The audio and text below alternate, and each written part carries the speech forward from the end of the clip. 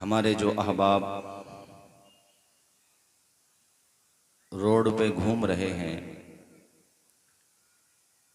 उनसे गुजारिश है कि वो जलसगाह में आकर बैठ जाएं। काबिल मुबारकबाद हैं मोहतरमुल मकाम लाइक़ सद एहतराम हज़रत सैयद रेहान मियाँ साहिब क़िबला और तमामी अहले बस्ती, जिन्होंने बहुत ही तुस्क एहतशाम के साथ ये मुबारक बज़्म सजाई है,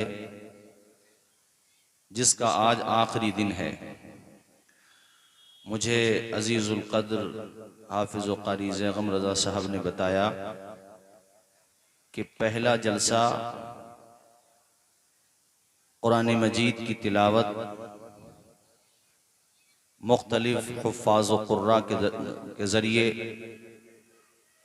यानी क़िरात बतौरे तरग़ीब, और उसमें अलग अलग मदारिस मकातिब के तलबा तशरीफ़ लाए। उन्होंने अपने अपने अंदाज में, अपने अपने लहजे में तजवीद की रियायत के साथ कुरान मजीद की तिलावत पेश की, और फिर उनको बहस्बे मरातिब इनाम व इकराम से नवाजा गया। ये अपनी नौइयत का बहुत ही मुनफरिद और मेरी नज़र में सबसे बेहतर प्रोग्राम था, क्योंकि सबसे ज़्यादा अगर सवाब मिलता है तो कुरान मजीद की तिलावत करने का और कुरान मजीद सुनने का सवाब मिलता है। और ये 3 रोज़ा प्रोग्राम, इसकी शुरुआत ही कुरान मजीद की तिलावत के साथ, और सिर्फ तिलावत के साथ नहीं बल्कि पूरा प्रोग्राम ही हयात नगर वाले काबिल मुबारकबाद हैं कि उन्होंने बताया, सबको बताया कि तुम भी प्रोग्राम करो तो या तो एक रोजा प्रोग्राम है तब भी उसी प्रोग्राम में चाहे थोड़ी देर के लिए हो, मगर प्रोग्राम का एक हिस्सा कुरान मजीद के हवाले किया जाना चाहिए। हम पर जरूरी है कि हम अपनी आने वाली नस्लों को ज़ेवरे तालीम से आरास्ता करें। मैं इस जलसे की कामयाबी कमा हक़्क़हू तब समझूंगा जब यहां पर आए हुए तमाम हजरात यहां से जब जाएं तो अपने सीनों में इल्मे दीन की मोहब्बत का उजाला लेकर के जाएं, और ये मन बनाकर जाएं कि हमें अपने बच्चों को पढ़ाना है। अभी महरारा शरीफ में उर्स हुआ था, उर्स कासमी। वहां पर रफीक मिल्लत हजरत सैयद नजीब हैदर साहिब क़िबला ने बड़ा अच्छा पैगाम दिया। हजरत ने बार बार इस बात पे जोर दिया कि आधी रोटी खाओ मगर बच्चों को पढ़ाओ। जोर से बोलो, बच्चों को पढ़ाओ, आवाज आए बच्चों को। उन्हें इस काबिल तो बना दो जो अपने घर का निजाम लेके चलें, तो दुनिया के सामान की परवाह न हो, अल्लाह के कुरान की परवाह हो। और ये जहन बनाना हमारी आपकी सबकी जिम्मेदारी है। क़ारी ज़ैग़म साहब, और ख़ास तौर पे हज़रत हमारे हाफिज़ व क़ारी माशाअल्लाह सैयद रेहान मियाँ साहिब, और फिर वो आले रसूल भी हैं, सुभान अल्लाह। और उन्होंने जो सोचा वो बहुत अच्छा सोचा। ये क़िरात का मुकाबला जो आपने किया, मेरी नज़र में तीनों दिन के प्रोग्राम के मुकाबले में सबसे अच्छा प्रोग्राम है। ये भी अच्छे हैं मगर वो सबसे अच्छा है कि उससे हमारे बच्चों में कुरान मजीद की तिलावत का ज़ौक़ पैदा होगा इंशाअल्लाह। तो हजरात, मेरे बाद भी प्रोग्राम चलेगा और मुझे दूसरी जगह भी जाना है, तो वक्त भी कम है और लिस्ट भी काफ़ी तवील है।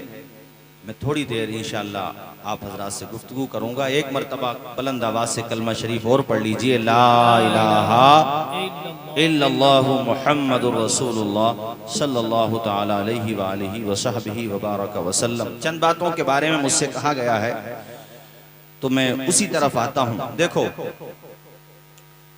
हम और आप जिंदगी भर इस बात का शुक्रिया अदा करें कि अल्लाह ताला ने हमें अपने आखिरी नबी की उम्मत में पैदा फरमाया है, तब भी इस बात का शुक्रिया अदा नहीं कर सकते। पूरी जिंदगी सजदा करते रहें शुक्राने का कि मालिक तूने अपने महबूब की उम्मत में पैदा फरमाया, तो अल्लाह की कसम इस बात का शुक्रिया अदा नहीं कर सकते। ये इतना बड़ा अल्लाह का इनाम है हमारे और आपके ऊपर। तो हमारी आपकी जिम्मेदारी भी है कि जब हम खैर उम्मत हैं तो फिर हमारे किरदार से, हमारी रफ्तार से, हमारी गुफ्तार से ये बात नज़र भी आना चाहिए। हमारे समाज में बदकिस्मती से आज कुछ बुराइयां बड़ी तेजी के साथ पनप रही हैं, फैल रही हैं, समाज में बढ़ती चली जा रही हैं। मैं देखता हूं कि हमारे कुछ बच्चे सट्टा लगाते हैं, जुआ खेलते हैं, बाज लोगों में शराब की आदत हो जाती है। देखो, याद रखो, ये वो अयूब हैं, ये वो बुराइयां हैं जो आखिरत तो तबाह व बर्बाद करते ही हैं, मगर तुम्हारी दुनिया भी अच्छी नहीं रहती, तुम्हारी जिंदगी भी अच्छी नहीं रहती। कुरान पाक में अल्लाह ताला ने शराब को, जुए को नापाक करार दिया है, नापाक, नजिस, शैतानी काम बताया है। और तुमने आज तक किसी सट्टा खेलने वाले को, जुआ खेलने वाले को मालदार होते हुए नहीं देखा होगा, गरीब होते हुए जरूर देखा होगा। हम तो अखबारात में पढ़ते रहते हैं कि एक साहब ने पहले सट्टा लगाया, जुआ खेला तो अपना माल हार गया, फिर आखिर में अपना घर हार गया, और हमने अखबार में पढ़ा कि आखिर में वो अपनी बीवी भी हार गया। ये कोई झूठी बात नहीं है, अखबारात में आती रहती है आए दिन। इससे दूर रहो, तिजारत करो, अल्लाह तुम्हें तिजारत में खूब दे, सलीके के साथ दुकानदारी करो, बिजनेस करो, दहाड़ी लगाओ। अल्लाह ने तिजारत में बरकत रखी है, 9 हिस्से बरकत तिजारत के अंदर है। खूब तिजारत करो, फलो फूलो, अपने पांव पे खड़े हो। देने वाला हाथ लेने वाले हाथ से अच्छा होता है। और ऐ जवानों, मैं तो तुमसे कहता हूँ, वो औलाद ही क्या जो अपने माँ बाप का सहारा ना बन सके।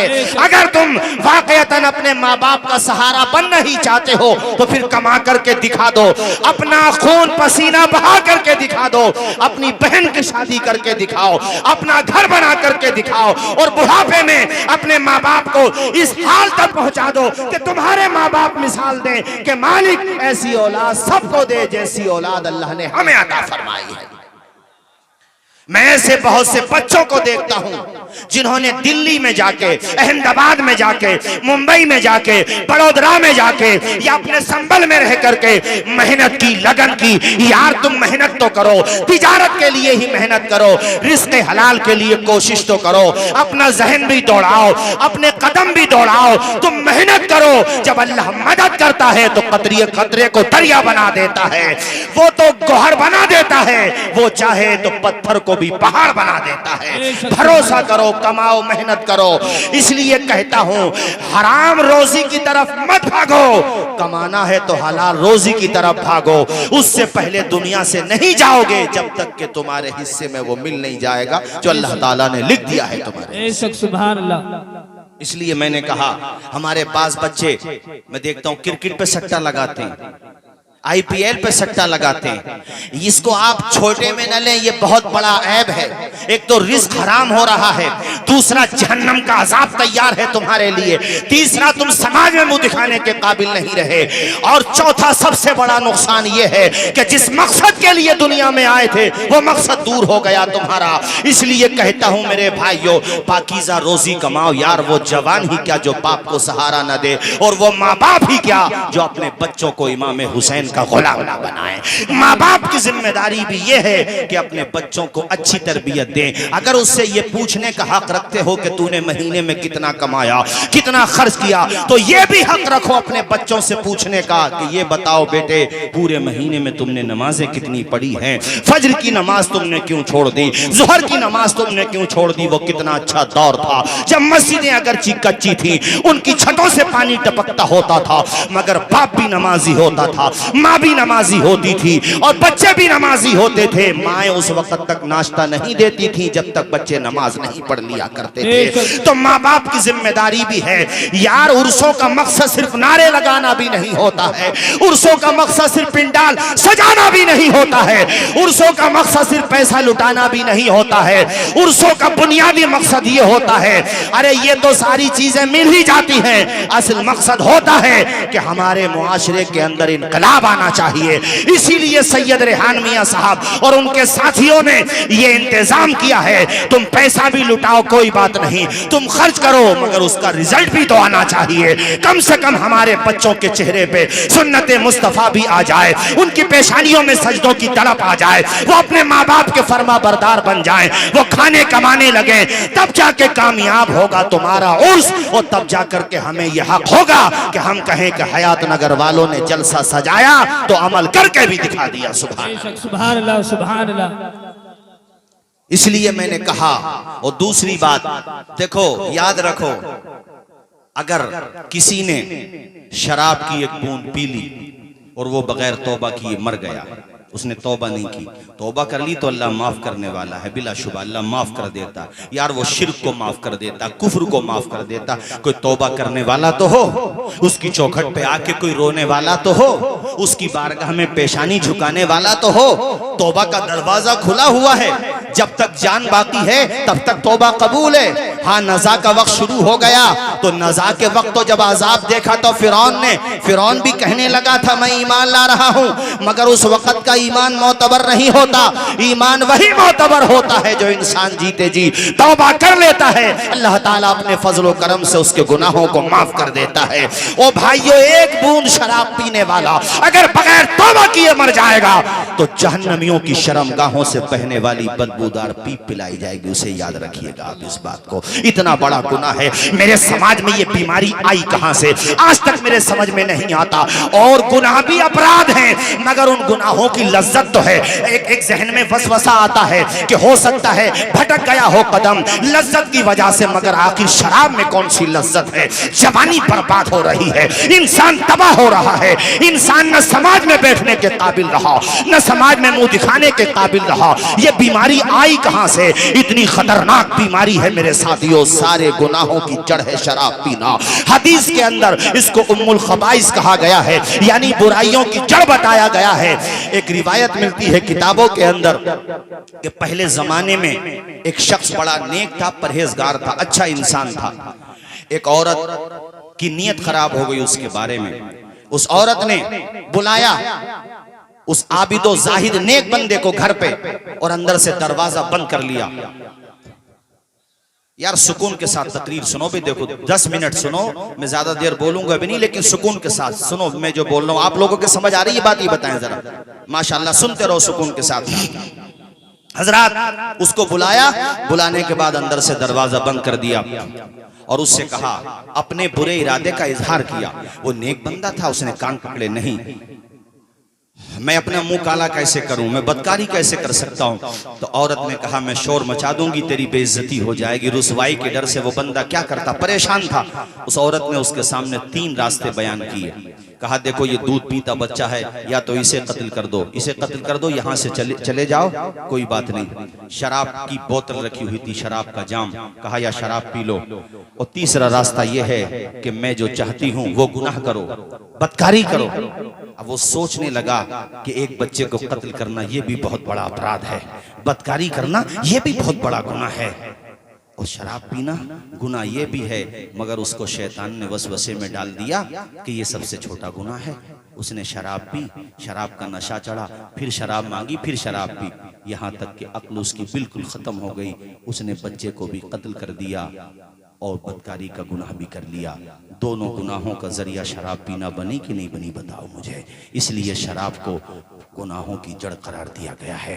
और यार एक बात और सुनते चलो, अगर समाज में कोई बंदा शराब पीता था तौबा करके वो नेक बन जाए, तुम्हें हक नहीं है उसका मजाक उड़ाने का। मैं देखता हूँ बाज नौजवान पहले कदम भटक जाते हैं, अरे इंसान है भटक गया था। अगर उसने तौबा कर ली है तो फिर शुक्राना अदा किया करो, उसको मुबारकबाद दिया करो कि अल्लाह ने तुझे शराबी से नमाजी बना दिया है। अब उसका मजाक उड़ाना, उसकी हंसी बनाना, अगर ऐसा करोगे तो खुदा के गजब के मुस्तहिक ठहरोगे। चूंकि अल्लाह कह रहा है तौबा करो, मैं तौबा को कबूल करने वाला हूं, तो तुम मजाक उड़ाने वाले कौन होते हो। बहुत सारे जवानों को देखा गया है कि पहले गलत ट्रैक पे चलते हैं मगर बाद में फिर नेक बन जाते हैं, तो समाज के लोग उन्हें सुकून के साथ रहने नहीं देते। ऐसा मत करो। अगर तौबा करके कोई बंदा राह रास्त पर आ गया है तो उसे मुबारकबादी पेश करो, बेशक सुभान अल्लाह, सुभान उसकी अल्लाह। हिम्मत अफजाई करो, उसका हौसला बढ़ाओ।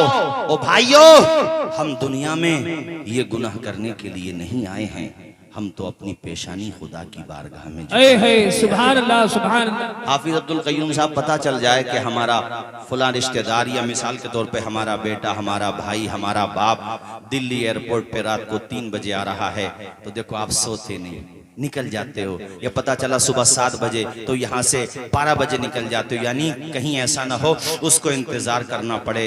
अपने भाई को, दोस्त को, अजीज को रिसीव करने के लिए तुम रातों में उठ जाते हो, बेवक्त उठ जाते हो। कभी रातों में तहज्जुद के लिए भी तो उठा करो।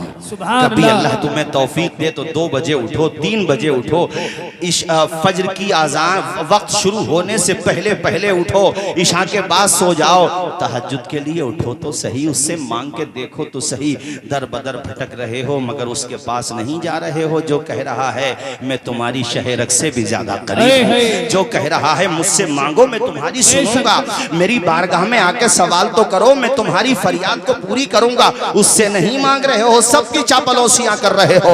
वो कह रहा मेरी बारगाह में आकर के झुको, मुझसे मांगो। यार तुम मांगते नहीं तब तुम्हें दे रहा है।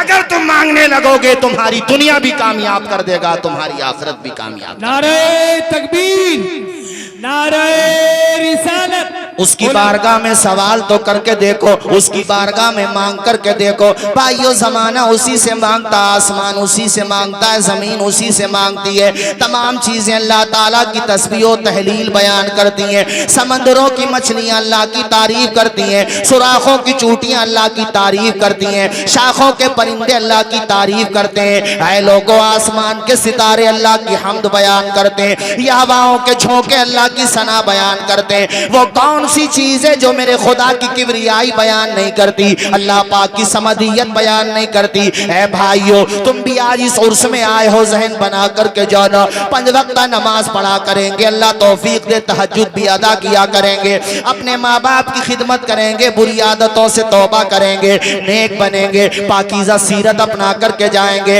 आए लोगों, तुम भी अल्लाह की तारीफ किया करो। तमाम चीजें अल्लाह की तारीफ करती हैं। ये जमीन, आसमां, चांद, तारों में तू है मुसीबत ज़दों गम के मारों में तो जिस तरफ देखिए बस नजर आए तू, तेरा जलवा खुदा फैला है 400। अल्लाह हो, पढ़े सारे लोग अल्लाह हो। मैं चाहता हूं सबकी आवाज आए, सारे लोग पढ़ो अल्लाह हो। अल्लाह खुश रखे, शादो आबाद रखे। मैं चाहता हूँ जरा थोड़ा आवाज और बढ़ाएं और बुलंद आवाज से पढ़ें। यहाँ जितने इंसान नहीं हैं उससे ज्यादा तो फरिश्ते मौजूद हैं, अगरचे हमें नजर नहीं आ रहे हैं। फरिश्ते भी खुदा की बारगाह में जाके अर्ज करेंगे, मालिक हयात नगर में जो जलसा हुआ है तेरी तारीफ के लिए लोग झूम झूम के तेरा नाम ले रहे हैं। हालांकि अल्लाह अलीमुल गैब सब जानता है, मगर फिर भी वो फरिश्तों से सुनना चाहता है। सारे लोग पढ़ो बुलंद आवाज से अल्लाह, बुलंद आवाज से अल्लाह अल्लाह अल्लाह अल्लाह मैं तो ये चाहता हूँ सुबह को उठो तो अल्लाह का नाम लो। ओ भाइयों, रात को सोया करो तब अल्लाह का नाम लिया करो। चूंकि सुबह उठ गए तो शाम का नहीं पता, शाम को सो गए तो सुबह का नहीं पता। मैं देखता हूँ कि लोग बड़ी लंबी लंबी उम्मीदें रखते हैं। बास को देखो 70 साल के हो गए, 80 साल के हो गए, बाल उनके सफेद हो गए, मगर वो उम्मीदें लगाए बैठे 100 साल की। ओ भाई, तुझे तो पलक झपकने के बाद का नहीं पता। मौत और जिंदगी के दरमियान ज्यादा फासला नहीं होता। सांस आ जाए तो जिंदगी होती है, सांस खत्म हो जाए तो मौत होती है। ज्यादा लंबी उम्मीदें मत रखा करो। इसलिए मैंने कहा सुबह उठो तब अल्लाह का नाम लो, रात को सोया करो तब अल्लाह का नाम लो, काम पे जाया करो तब अल्लाह का नाम लो। 24 घंटे मोबाइल देखते हो, अल्लाह तौफीक दे तो मोबाइल पे मुस्तफ़ा की नातें सुना करो, अल्लाह पाक की हम्दो सना सुना करो, तुम्हारी जबान पे भी आ जाएंगी। मैं चाहता हूँ पूरा मजमा एक मर्तबा और मेरे साथ पढ़े, अल्लाह अल्लाह अल्लाह अल्लाह अल्लाह अल्लाह अल्लाह तायराने जिना में तेरे गुफ्तगू गीत तेरे ही गाते हैं वो खुशगुलो।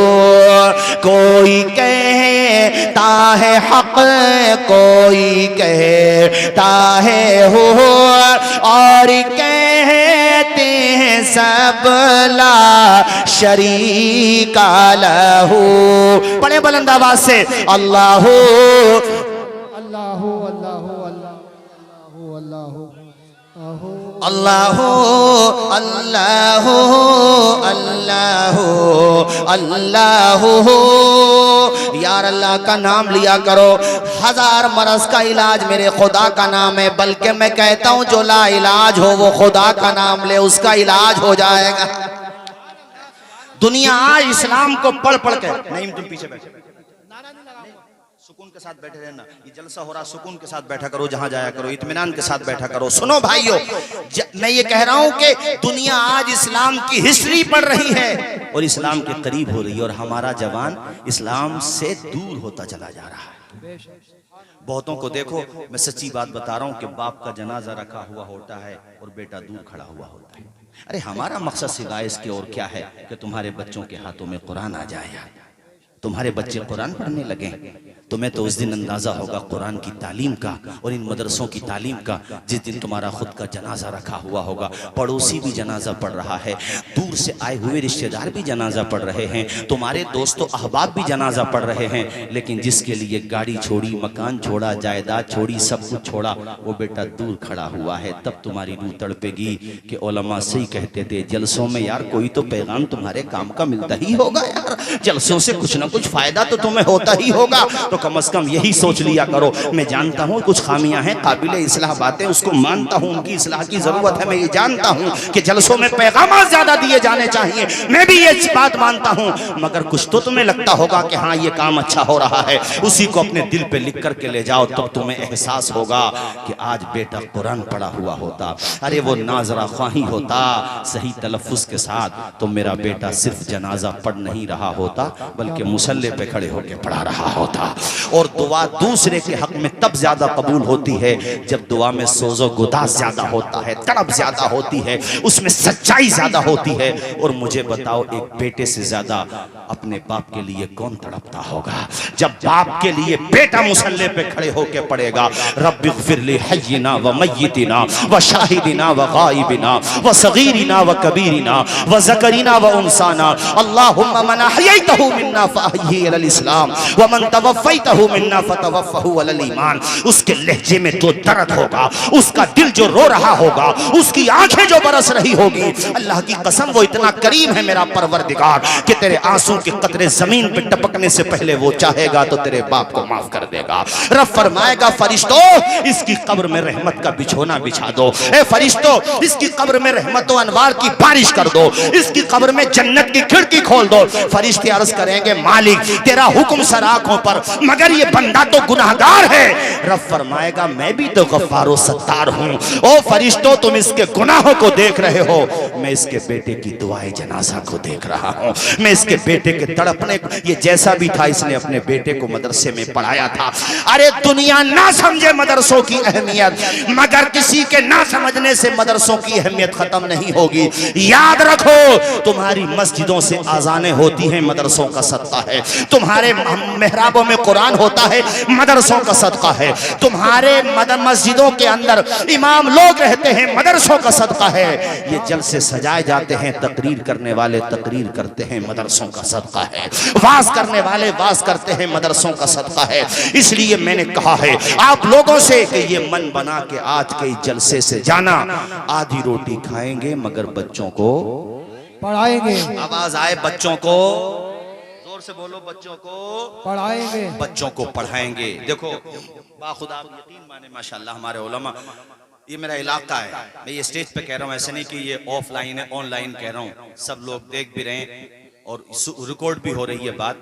अल्लाह की कसम, ये पूरा इलाका, मैं पूरे इलाके की बात करता हूँ, हमारा हर जगह की, मगर खास तौर पे अपने खित्ते से हर किसी को मोहब्बत ज्यादा होती है।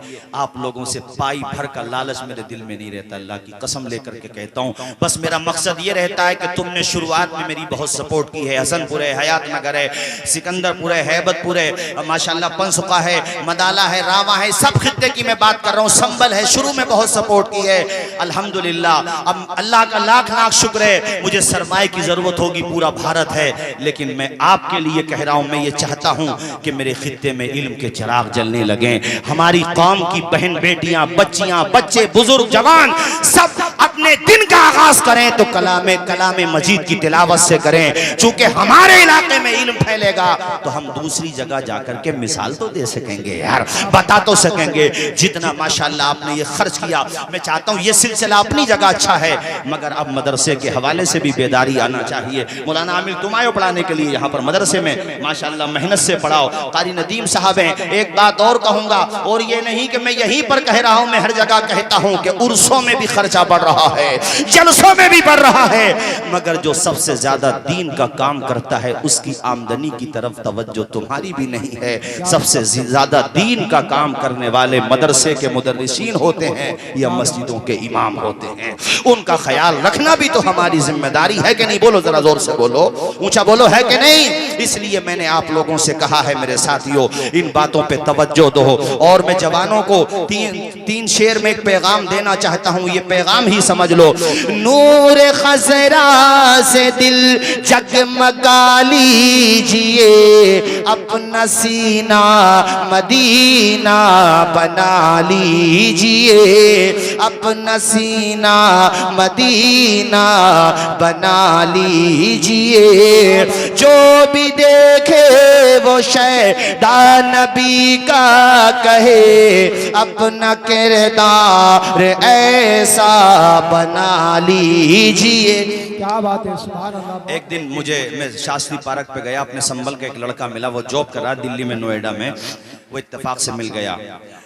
उसने पहचान लिया, मैं नहीं पहचान पाया, खैर उसने याद दिलाई तो मैंने पहचान लिया। देखो ये होती है घर के संस्कार की बात, माँ बाप की तरबियत की बात, और बचपने में जो सबक बच्चों को याद करा दिया जाए उस सबक के असर की बात। वो पंचवक्ता नमाजी है। मैंने कहा कि भाई, बताने लगा कि हजरत मैंने डिप्लोमा किया था, कुछ डिग्रियां की थी, उसने बता रहा था, मैं तो भूल गया, काफ़ी पुरानी बात है कौन कौन सी डिग्री बता रहा था। तो उसने अपनी जो डिग्रियां थी उसकी फोटो कॉपी करा के, जिरक्स करा के अलग अलग कंपनीज में दे रखी थी। कहता गुड़गांवा से फोन आया, मैनेजर ने या कंपनी के मालिक ने बुलाया, उसने इंटरव्यू लिया, उसने कहा कि आपके अंदर क्वालिटी है, ठीक है आप यहीं पे जॉब करें, सैलरी रहेगी आपकी 35,000 रुपये। कहते हजरत ने 35,000 रुपये बताया। उस वक्त घर की माली हालत भी कमजोर थी, घर से भी फोन आ रहे थे पैसों के लिए, लेकिन देखो ये होती है घर की तरबियत। कहते मैंने मैनेजर साहब से कहा, मैनेजर साहब सैलरी तो आपने बहुत अच्छी बताई, लेकिन जॉब के दरमियान जोहर और असर की नमाज पड़ेगी। भाई जोहर तो पड़ेगी जरूर, 9 से 4 बजे तक हो या 5 बजे तक जोहर तो पड़ेगी, लेकिन असर की नमाज भी पढ़ सकती है। कहते हैं सर ये 2 टाइम की नमाज का मैटर है, आप 1-2 हज़ार रुपए कम कर लें, लेकिन मैं नमाज जरूर पढ़ूंगा क्योंकि मैं कज़ा नहीं करता, अदा करता हूँ। तो कंपनी का जो मैनेजर था, कई साल पुरानी बात है ये, कहता कंपनी के मैनेजर इस बात पे खफा हो गया, कहने लगा यार आप कंपनी को मस्जिद समझते हो, अरे नमाज पढ़ना अपने घर पे जाके पढ़ना। कहा नहीं सर मजबूरी है हमारी नमाज टाइम पे अदा होती है, बाद में पढ़ो तो कज़ा होती है। अदा का सवाब अलग है, कज़ा का सवाब अलग है, और कज़ा करने का हुक्म भी, इजाजत भी नहीं है, इल्ला ये कि बहुत मजबूरी हो।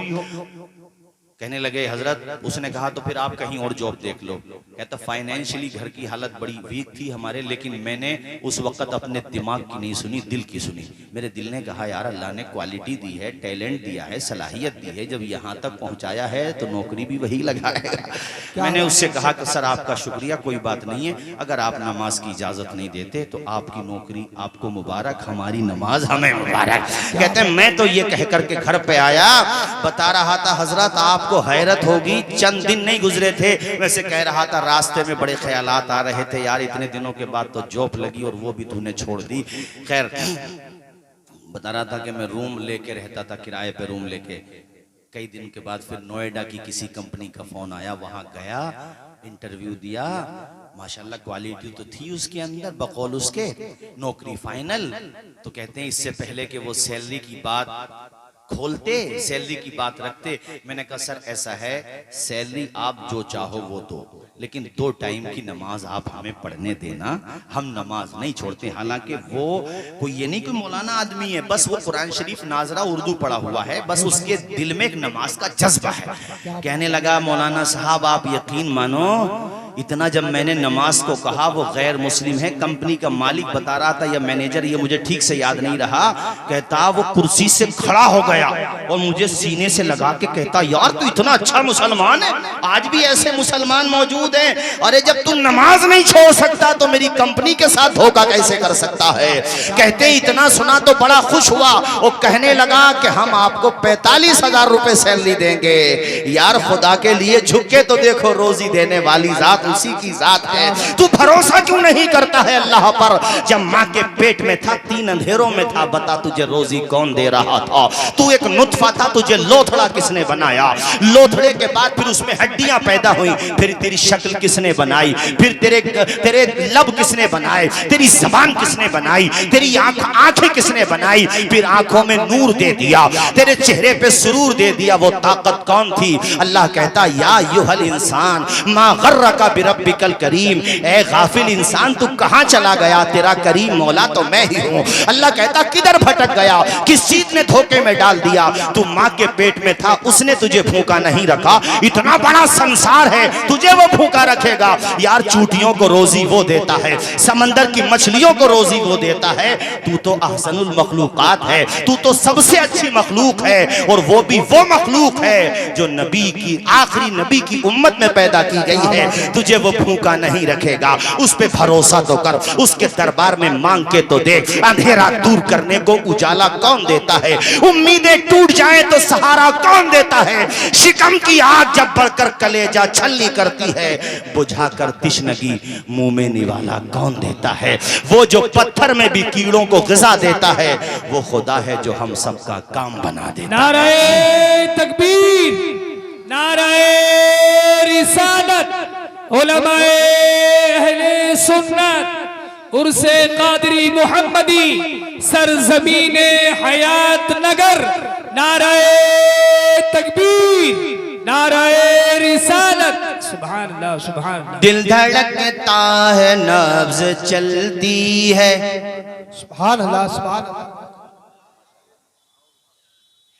दिल धड़कता है, नब्ज चलती है, आबो गिल से सदा निकलती है करिश्मा खुदा की कुदरत का, है करिश्मा खुदा की कुदरत का, जिससे कुल कायनात पलती है। क्या बात है, सुभान अल्लाह। और वो न चाहे तो बहते दरिया से एक कतरा भी कोई पी न सके। कता कर दे अगर वो तारे नफस, कता कर दे अगर वो तारे नफस, एक लम्हा भी कोई जी न सके। क्या बात है, सुभान अल्लाह, बहुत अच्छे। उस जात पे भरोसा करो, इत्मीनान करो, यकीन रखो कि मालिक दुनिया में तूने भेजा है, तू ही हमारा मुहाफिज है। और अब भी तो वही मुहाफिज है, वही मुहाफिज रहेगा, वरना हमने अपने मिटने के लिए कौन सी कसर छोड़ी है बताओ। उसी का करम है जो हम तुम जिंदा हैं। अल्लाह की कसम, आला हजरत ने जो मिसरा कहा बिल्कुल सच कहा है। वो मुजरिम को न शर्माओ अहबाब कफन ढक दो, मुंह देख के क्या होगा पर्दे में भलाई है। कोई सलीका है आरजू का न बंदगी मेरी बंदगी है, ये सब तुम्हारा करम है आका के बाद अब तक बनी हुई है। उस पे भरोसा करो, उस पे तवक्कुल करो, यकीन करो, वही भंवर से निकालने वाली जात है। जिंदगी में ऐसे मौके भी आते हैं इंसान के सामने कोई रास्ता ही नजर नहीं आता। बताओ वहाँ जो एक उम्मीद की किरण होती है वो अल्लाह की रहमत के अलावा और क्या होती है बताओ। ऊंचा बोलो, बोलो जरा जोर से। वही तो है मुसीबत से निकालने वाला, वही है कश्ती को पार लगाने वाला, वही है आपकी बिगड़ी बनाने वाला, वही हमारा परवरदिगार, वही खुदा। उस पे भरोसा रखो, पाकीज़ा रोजी खाओ, बुरी आदतों से दूर रहो। और आखिर में जाते जाते, चूंकि तकरीर का वक्त भी खत्म हो रहा है, दूसरी जगह से बार बार कॉल भी आ रही है, बस मैं ये बता दूं आखिर में जाते जाते मौलाना नाजिम साहब, ये पैगाम भी मैं आज के उर्स मोहम्मदी में आपको देना चाहता हूँ कि तुम्हारे माँ बाप अगर जिंदा हैं तो खुदा के लिए अपने माँ बाप की खूब खिदमत कर लो। दोनों या दोनों में से एक, जितनी हो इतनी खिदमत करो।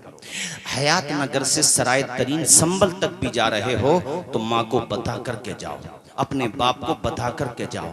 अहमदाबाद से, दिल्ली से, बाहर से कहीं से आते हो तो ज्यादा वक्त दोस्त अहबाब को न दो, वो दोस्तियां तो चलती रहेंगी। ज्यादा वक्त अपने माँ के कदमों में जाके सर रख दिया करो, माँ का आंचल सर पे रख लिया करो। मालिक की कसम लेके कहता हूँ, माँ ने दिल से दुआ दे दी, दुनिया की कोई ताकत तुम्हें तरक्की करने से नहीं रोक सकती।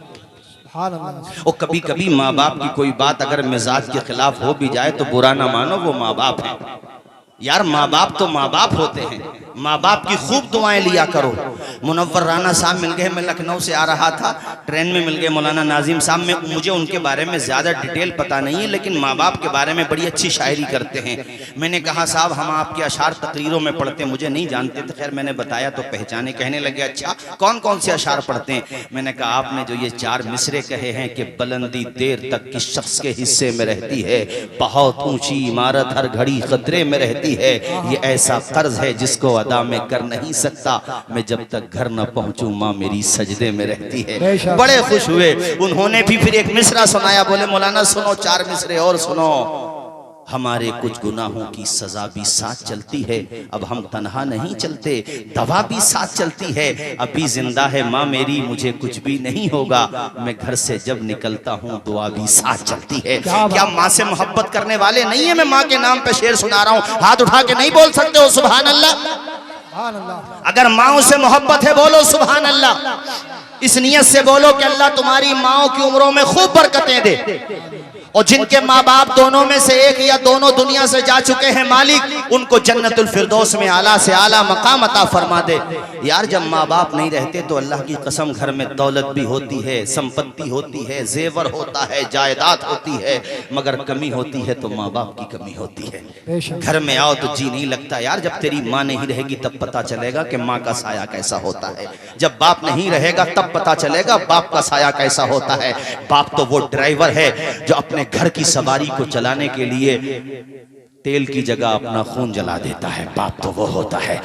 रुतबा माँ का बड़ा है बिलाशुबा, मगर तकरीरों में बाप का जिक्र होता ही कहाँ है। अरे बाप का जिक्र भी किया करो, चूंकि अगर 9 महीने तक माँ ने अपने पेट में रखा है, जो कि उसका रुतबा बड़ा है बिलाशुबा, अपने खूने जिगर पिलाया है माँ ने, कुर्बानियां कहाँ तक गिनाऊं यार। तुम जिंदगी भर भी माँ का हक अदा करना चाहो, पूछा नहीं गया था कोई माँ को अपने कांधे पे बिठाए और चिलचिलाती हुई तेज धूप में वो अपनी माँ माँ को हज कराए और इतनी तेज धूप हो कि पसीना बह रहा हो और पांव जमीन पे न रखा जा रहा हो, इतनी तेज धूप में पैदल कोई अपनी माँ को हज कराए। क्या पूछा गया था, क्या हक अदा होगा? इसका जवाब क्या दिया गया कि माँ को दर्द जह के वक्त, पैदाइश के वक्त जो तकलीफ हुई थी, उन तकलीफों में से एक तकलीफ का भी हक अदा नहीं हो सकता है।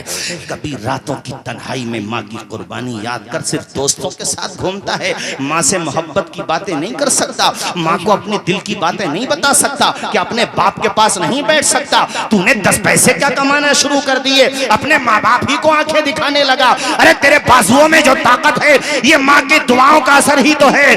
तेरे बाजुओं में जो कुव्वत है ये तेरे बाप का खून है जो ताकत बन के दौड़ रहा है। अपने माँ बाप को आंखें दिखाने लगा। मुझे बता, मैं एक सवाल करता हूँ, क्या कोई है जो तेरे लिए अपनी जिंदगी कुर्बान कर दे? दोस्ती अपनी जगह, मगर दोस्त के सामने अगर ये रास्ता आ जाए कि यार या तो मेरी जिंदगी जा रही है तेरी जिंदगी, तो दोस्त कहेगा यार दौलत ले ले, माल ले ले, नाम कर दूंगा। बहुत जिगरी दोस्त होगा तब वो कहेगा सब कुछ, लेकिन यार जिंदगी नहीं दे सकता। जिंदगी तो अनमोल होती है। मौलाना नाजिम साहब सिर्फ माँ की हस्ती है। जब विलादत का वक्त था, डॉक्टरनी ने कहा, लेडी डॉक्टर ने कहा कि देखो भाई सिचुएशन बहुत डिफिकल्ट है, हालात अच्छे नहीं है, या तो जच्चा को बचा लो या बच्चा को बचा लो। माँ बचेगी या बेटा बचेगा, तुम्हारा पैदा होने वाला बच्चा बचेगा। अल्लाह की कसम तेरी माँ का कलेजा था जिसने 1 मिनट के लिए अपनी जिंदगी के बारे में नहीं सोचा। उसने कहा डॉक्टर तुम मेरी फिक्र ना करो, मेरे बच्चे को बचा लो। अगर बात सच्ची हो तो बताओ, है कि नहीं? जोर से बोलो, है कि नहीं सच्ची? ये सिर्फ माँ का कलेजा था जो माँ ने कहा मेरी फिक्र मत करो, मेरे बच्चे को बचा लो। इसीलिए शरीयत ने माँ का इतना रुतबा दिया कि पैदाइश के वक्त अगर माँ का इंतकाल हो जाए, इस्लाम कहता है कि अल्लाह ताला उसको शहादत का दर्जा अता फरमा देता है। नारे तकबीर। नहीं, नारे का टाइम नहीं, नारा मत लगाओ, मुझे तकरीर करने दो यार। मुझे भी वक्त नहीं मिल पाता। अब कभी वक्त मिलता तो मुझे बोलने दो आराम के साथ। ये मेरे अपने इलाके के लोग हैं, मुझे भी कहाँ वक्त मिल पाता है, बड़ी मुश्किल से तो मैं आ पाता हूँ। उसमें भी आप लोग नारे में सारा वक्त निकाल दो। तवज्जो के साथ सनोर मचल के बोलो सुभान अल्लाह। सज्जाद निजामी मरहूम अल्लाह जन्नतुल फिरदौस में आला से आला मकाम अता फरमाए। 2 मिसरे पढ़ते थे, मैं पढ़ता हूँ। वो जीते जी दुनिया में जन्नत का मजा लेंगे, वो जीत जी दुनिया में जन्नत का मजा लेंगे, जो बाप को खुश रखेंगे और माँ की दुआ ले। सुभान अल्लाह, बहुत अच्छे से। वो हमने फेसबुक पे एक तस्वीर देखी, मैंने ध्यान से सुनो। एक पागल औरत है, पागल, अक्लमंद नहीं, पागल। पागल का मतलब ना उसे अपने कपड़ों का पता, ना कहाँ रहती है इसका पता, ना खाने का पता, ना भूख का पता, ना प्यास का पता। अरे पागल का मतलब यही तो होता है। उसकी किसी ने फेसबुक पे एक तस्वीर डाली और फेसबुक पे उसके ऊपर जो है ना मुनव्वराना के 2 मिसरे लिख दिए। वो तस्वीर क्या थी? वो यूं थी कि एक दुपट्टे के एक सिरे से उसने अपनी कलाई बांध रखी थी और दूसरा सिरा उसने अपने बेटे के हाथ में बांध रखा था। क्या रीजन था बताओ? क्योंकि वो पागल है, बच्चा खो गया तो कहां तलाश करेगी, इसलिए उसने सल्यूशन ये तलाश किया कि अपने बच्चे की कलाई अपने हाथ से बांध ले ताकि जहां मैं जाऊं बच्चा जाए, खोए नहीं बच्चा। यार वो बच्चा भी कैसा वफादार था, पागल का था मगर बच्चा था ना भाइयों। उसके ऊपर 2 मिसरे लिख रहे थे। मैं अल्लाह की कसम लेके माइक पे कहता हूँ मेरे आंसू निकल गए यार कि अल्लाह ने माँ को क्या जिगर दिया है। मुनव्वर राना ने कहा खुदा ने, इसको जरा गहराई से सुनेंगे ना तो समझ पाएंगे आप। खुदा ने ये सिफत दुनिया की हर औरत को बख्शी है कि माँ पागल भी हो जाए तो बच्चे याद रहते हैं। पागल है मगर औलाद ऐसी चीज है कि किसी का नहीं पता, जिगर के टुकड़े का पता है, अपने बेटे का पता है कि ये मेरा बेटा है। अगर खो गया तो कहाँ तलाश करके लाऊंगी। तुम 4 भाई हो, 5 भाई हो, 6 भाई हो, 7 हो, 8 हो, 10 हो, एक दूसरे से मुकाबला करना तो माँ बाप की फर्मा बरदारी में करना तब तो ठीक है, ना फरमानी में मत करना कि वो बाप को 1 महीना रोटी खिलाता है तो मैं 2 महीना क्यों खिलाऊं। बुढ़ापे में माँ बाप का बंटवारा हो जाता है बाज जगह। हाफिज अब्दुल कय्यूम साहब, उसने 8 बच्चे पाल दिए बेचारे ने, 10 पाल दिए, 7 पाल दिए, फाका किया। ईद पर अपने कपड़े न बनाए नए, मगर औलाद के बना के दिए। कभी कुर्बानियां याद करो माँ बाप की, तो हमारी बात पे यकीन आएगा। अभी तो बाजों को ताज्जुब हो रहा होगा कि बहुत बढ़ा चढ़ा के बयान कर रहे हैं। कभी रात की तन्हाइयों में सोचना, तो तुम्हें यकीन आएगा कि वो सही कह रहे थे जो कह रहे थे। कितनी दफा घर पे ऐसा भी हुआ होगा कि घर पे कर्जा है, कर्जे में डूबे हुए हैं माँ बाप, लेकिन तुम्हारा गमगीन चेहरा देखा, त्योहार ईद का आ गया, तो ये माँ का कलेजा था कि अपने शौहर से कहा कि देखो हमारा लिबास ना बने, मगर बच्चे अगर पुराने लिबास के साथ ईदगाह जाएंगे तो बच्चों का दिल टूटेगा। आप ऐसा करो, मेरा जेवर बेच दो, मेरा जेवर गिरवी रख दो, मगर मेरे बच्चों के कपड़े बना दो। ये तुम्हारे बाप और माँ का कलेजा था। कभी कुर्बानियां याद तो करो, तुम्हें एहसास ही क्या है। अरे जिसके माँ बाप नहीं होते उनसे पूछो कि माँ बाप का रुतबा क्या होता है, माँ बाप का मकाम क्या होता है। मैं एक फसाना पढ़ रहा था, है तो फसाना मगर बात सच्ची है कि एक बच्चा स्कूल से सीधा अपनी माँ की कब्र पे गया, और कब्र पे जाने के बाद उस बच्चे ने बस्ता कब्र पे जाके पटक दिया अपनी माँ के। छोटा सा बच्चा था, कोई कब्रिस्तान में ये मंजर देख रहा था। वो बच्चा कब्र पे बड़ी देर तक रोता रहा। फिर कहता है, मेरे स्कूल की टीचर रोजाना मुझे डांटती हैं कि तुम्हारे सर के बाल ठीक नहीं होते, तुम्हारी आंखों में सुरमा नहीं होता, तुम्हारी ड्रेस पे प्रेस नहीं होती, तुम कितने बेसलीका हो। ये जुमले मुझे रोजाना सुनना पड़ते हैं। अपनी माँ की कब्र पे रोते हुए कहता है कि माँ, मैं उस टीचर को कैसे समझाऊं कि मेरे बालों में कंघी करने वाली मेरी माँ दुनिया में नहीं रही, मेरे कपड़ों पे प्रेस करने वाली मेरी माँ दुनिया में नहीं रही, वो हस्ती दुनिया में है ही नहीं जो अपने से ज्यादा मेरा ख्याल रखती। यार मिलने को सब कुछ मिल जाता है, मगर दुनिया में माँ बाप का बदल नहीं मिल पाता है मेरे साथियों। इसलिए मैं तुमसे बार बार कह रहा हूँ, तुम्हारे माँ बाप अगर जिंदा हैं, खुदा के लिए उनकी कदर करो। ये तुम्हारे माँ बाप ही थे, खुद न खाया तुम्हें खिलाया, खुद न पहना तुम्हें पहनाया, तुम्हारे लिए सब कुछ बर्दाश्त किया। 5 को 10 को पाला, तो तुम भी उनसे मोहब्बत करो। और अगर कोई भाई नाफरमानी करता है तो उसके रास्ते पर मत चलो, बल्कि मुनव्वर राना के 2 मिसरे सुनो कि किसी को घर मिला हिस्से में या कोई दुकान आई, मैं घर में सबसे छोटा था, मेरे हिस्से में माँ आई, वमा अलैना इल्लल बलाग। अस्सलामु अलैकुम व रहमतुल्लाहि व बरकातहू।